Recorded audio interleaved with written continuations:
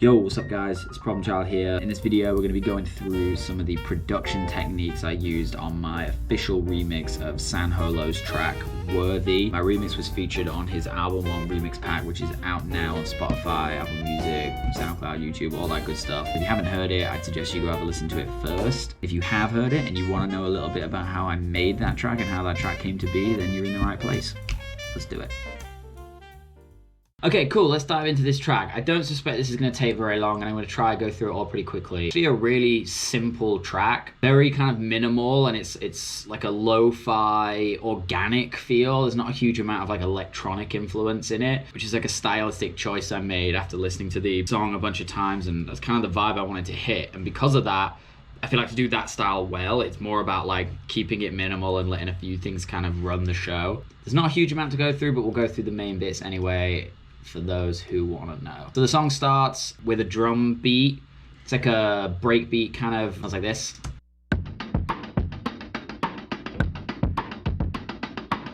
Now what that is a sample I found. I think I changed the kick pattern of it by chopping it up and then rebounced it. So originally sounded kind of like this. All I've done on the processing is cut the low, filtered it, and then added this Camel Crusher, which is a really sick free saturation distortion plugin. I'd recommend it to anyone who doesn't have it. I'm using this preset called Dark Crunch, which I've fucked with a bit. Yeah, it kind of sounds like this. Just kind of gives it more texture and more feeling. And then under that is this vinyl crackle ambience, like this. And I have that running through the whole track. Automated the volume of it so it kind of comes up and down at different points. It's also hitting the side chain of the track, so it kind of has that feel. And the only other thing I've done to it is cut the lows, and I have this Voxingo sound delay on it, which is like a stereo delay plugin just to make it feel really wide and feel that stereo space. So yeah, that's the intro. And then the verses, the beat carries on and we introduce this acoustic guitar.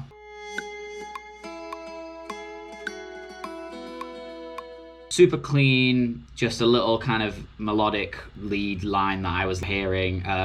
Processing, again, nothing special going on here.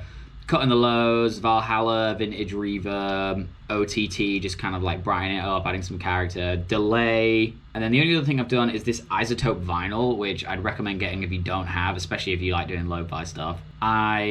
I'm using the warp depth as the main feature of this. What that is, if you don't have this already, is it like adds like a pitch modulation. So it kind of just randomly alters the pitch. I'll turn it all the way up so you can hear what it would sound like. Which obviously is crazy when it's on 100%, but if you keep it nice and low and put it on some of your kind of like more higher register melodic parts, I feel like it can add a really cool texture and just makes it sound a little bit more real and processed and like gives it that vintage feel. The rest of the verse is really the same. This chord progression mellotron,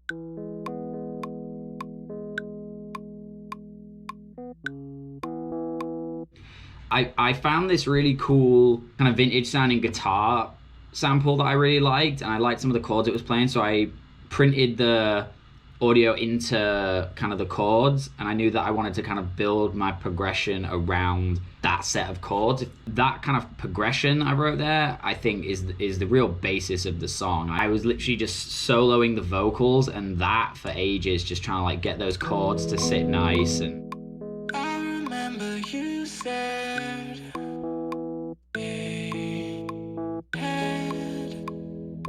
yeah, it's a different progression to the original song, which I think all remixes, you know, typically should do, in my opinion. And I just felt like that chord progression and those vocals were really beautiful together, and that's kind of the fundamental of the whole track, really. So that's kind of the verses. Then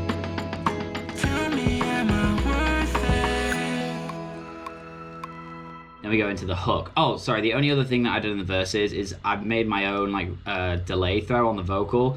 Now I know most people will say this is a weird way of doing it because you could just do a delay like bus down here and then sidechain it against the actual lead so it pops in when the lead isn't going. And that technique is fine, and I do sometimes do that, but I have my own way of doing it in that I'll duplicate the lead, process it how I want, and then I just have this utility, which is basically channeling like an on and off switch. And if you look at the automation here, that's it turning on and off. So if I solo it and play it, you'll see.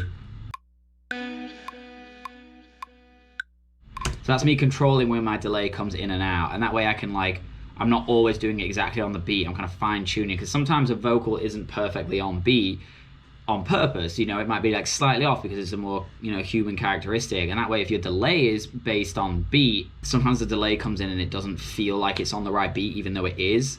So I prefer to do it that way. Again, just one of my personal techniques that I do and most people think I'm weird for, but that's the way I like to do it. Anyway, back to the hook.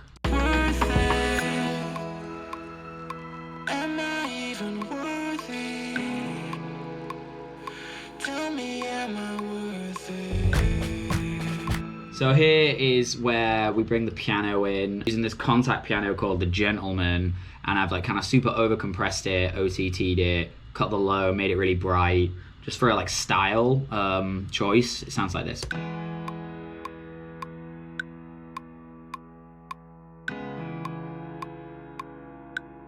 I have a stereo width plugin on it, and I also have that isotope vinyl warping it at like 20-ish%.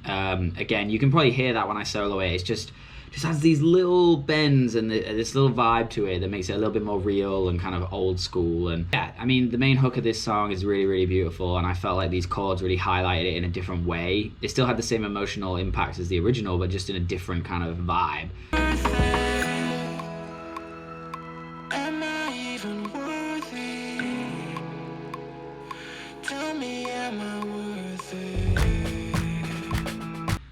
And then the other thing going through the hook, in the original stems, there was a guitar part that I found that I really liked. I chopped that and combined it with the chord progression, and I felt like it was really, really nice, but it was a bit too like plain. So what I've done is I've run it through this plugin called M Rhythmizer, which I think is free, and I would recommend to anybody. It's really good for like vocal chops. Run any audio through it, and it's got all these preset kind of glitch patterns. Like if you have a melody you really like, maybe over a chord progression, but it just like, you're like, nah, that's kind of fine. If you throw it through this, sometimes it can like change the rhythm of it, and it like sparks a new idea, and you kind of go from there. I ran it through that, and it sounds like this.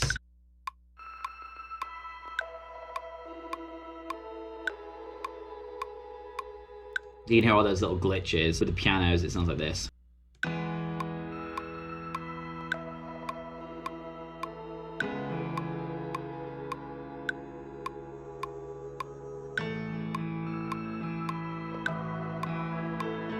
Really wanted a moment to like highlight that chord progression with those leads, because I just felt like that those melodies were so beautiful together. And when I got to this point where I had the chord progressions, I had those leads, I even stopped for a second and was like, fuck, like I could do this as like a big kind of electronic future bass style thing, just keep the progressions and the melodies the same and turn this into a big thing like that. But I don't know, I thought about it, and then I just was really enjoying the kind of lo-fi vibe. I'd never really made something like this, and I was like, I want to see it through, and then I ended up liking it. So I thought, hey, if it ain't broke, don't fix it. And then we get to the drop. Drums are really important on the drop. The percussion, I'm a big fan of doing a lot of like Foley and strange percussion and strange sounds in my drums. And what I like to do with my percussion is saturate them and do like transient shaping on them to make them have really harsh attacks. Originally got super into doing that because I was listening to a lot of Grey, and their percussion is super like that. Yeah, a lot of like Foley sounds and keeping them quite high and bright in the mix, where most people would kind of have them as texture. I have them as like instruments. The front half of the drop is very minimal, and then the second half kind of opens up into this very like a fantasy vibe or something. But yeah, so the front half kind of sounds like this.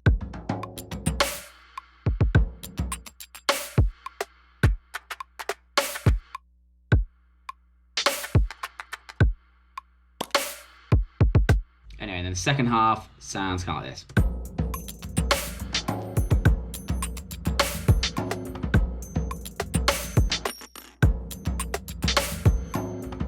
The second half is really where it kind of comes alive and is the main kind of drop of the song, and you can hear there's a lot going on. It's like the kick snare pattern is relatively simple, and it's all very rich, organic sounding drums, nothing electronic sounding.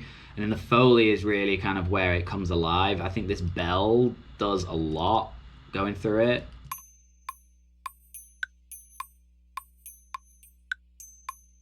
just adds this very sparkly element to it. Like chop the parts that I like, done some fades. EQ wise, I just like kind of surgical EQ here, just pulling out a really like resonant frequency that sounded nasty.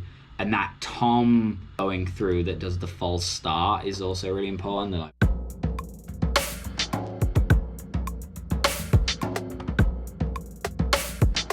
that's kind of like the groove of it. Like kick and snare wise, super simple kick. Like snare, it's a combination of like a high rim shot and like a kind of hip hoppy sounding snare. E-cali rim shot, and it's the snare is kind of short and not much decay, and then the rim shot adds this kind of cool reverb that goes through it that hits the side chain. Try not to get lost here. I'm trying to do this really fast because I hate it when videos take too long. So once you kind of get a feel for the drums, obviously the 808, super simple 808. So I think it's a preset that I really like and I've messed with a bunch. Added this tube distortion just to like warm it up. I'd usually put Corpus kick tight on a 808 and have it running from the MIDI, but I didn't on this one, I guess. So the riff for Worthy, the original song, like that kind of start riff is just so iconic, and I felt like was such a staple of the track. Like I thought, wouldn't it be cool if that riff was in the thing, but with a new chord progression underneath, so it just felt different. So I have this kind of piano progression that I spoke about that I felt was really beautiful that I made with San's like original riff, but instead of doing it on guitar, because I already had my own new guitars, I did this kind of like plucky bell thing, so it sounds kind of like this.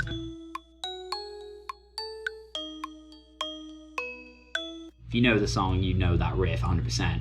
I just thought it'd be cool, like I said, to have the new progression with that riff, so again, it sounds like this.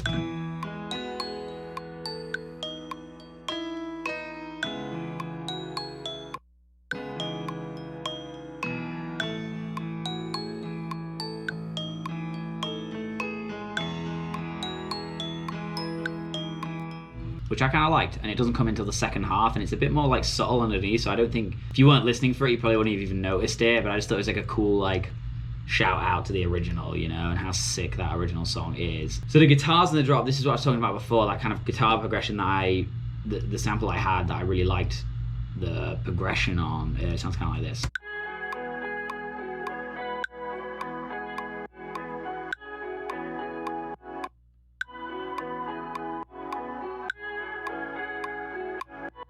Just kind of leaves this overall kind of dreamy vibe, and I'll play a quick example of it.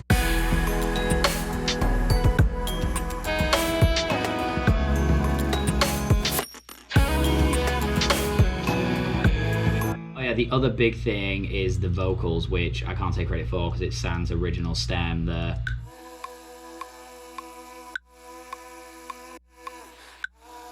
Those textures are just so awesome. I think that with the pianos,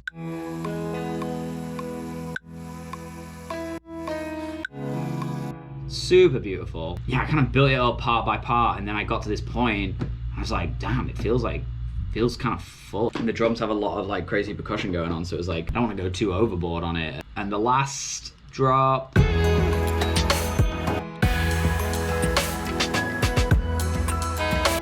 yeah, so it kind of has the same thing. It just added an extra melody on the piano.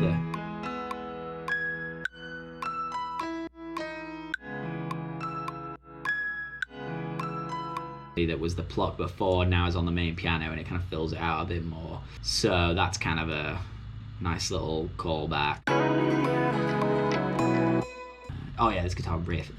So I have this guitar, it's kind of this palm muted.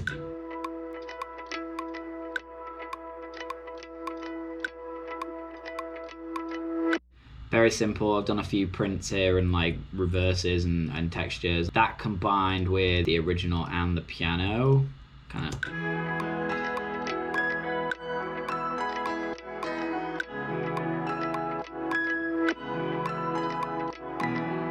Right in that kind of mid-range, like super, super nice, delay on it and all that good stuff. And that's kind of the main parts of the song. Again, like I know I'm not really going into like the production of it super hard, or like sound design. It's because a lot of the stuff isn't done that way. It's very like organic stuff and just guitars and just nice melodies, I guess. Drum wise and a bit more complicated, but it's just like carefully placed percussive stuff and things that sound like kind of real and nice, and doing the little stops like the one here. That's like a kind of move that I do on a bunch of my music, just the kind of the dead stop and the little fill in between. It's kind of becoming a little bit of a calling card at this point. It's an acoustic guitar, there's not a huge amount to tell you about it. It just goes. The second drop, to make it different, I did the harmonic with a harmony on it.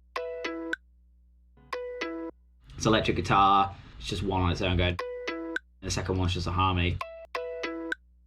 Just little gap fillers. And I mean, to be totally honest, that's pretty much it. I think that when it comes to songs like this, on like a lot of electronic music where there's huge amounts of layers and you know, 200 tracks in a project, if you're gonna do this style of like stripped back, and God, there should be a counter for how many times I say organic on this video, it's so annoying. If you are going to do that more stripped back organic lo-fi thing, I feel like it works best if it's less layers and more carefully curated melodies and stuff, and choosing the right sounds and keeping it more minimal. That just kind of has the feel, I think. So that's it. Thank you guys for watching. This is my first time doing one of these. I know when I was learning to produce, I used to love finding these videos, so I just kind of wanted to give one back and hope someone can find something cool within this, or got a kick out of seeing how this track came to be. I have a bunch of new music coming out soon, so if there's any songs that come out that you'd like more demonstrations for or production breakdowns, just let me know. Or if there's something on this song that I didn't cover that you want to know, just